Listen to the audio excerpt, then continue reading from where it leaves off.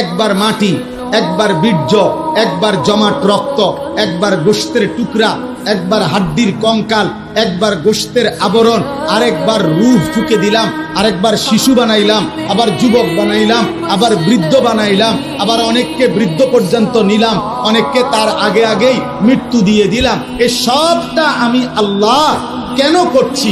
এমন রকমের ওয়ালা আল্লাকুম তাকিলুন, যেন তোমরা বুঝতে পারো, বুঝতে পারো, বুঝতে পারো। কি বুঝতে পারো? যেন তুমি বুঝতে পারো আমার এই শরীর, আমার এই দেহ, আমার এই জীবনের উপরে আসলে আমার কোনো নিয়ন্ত্রণ নাই, আমার কোনো ক্ষমতা নাই। শিশু আমি কেন হলাম? আল্লাহ চেয়েছে। যৌবন আমার কেন পেলাম? আল্লাহ চেয়েছেন বলে।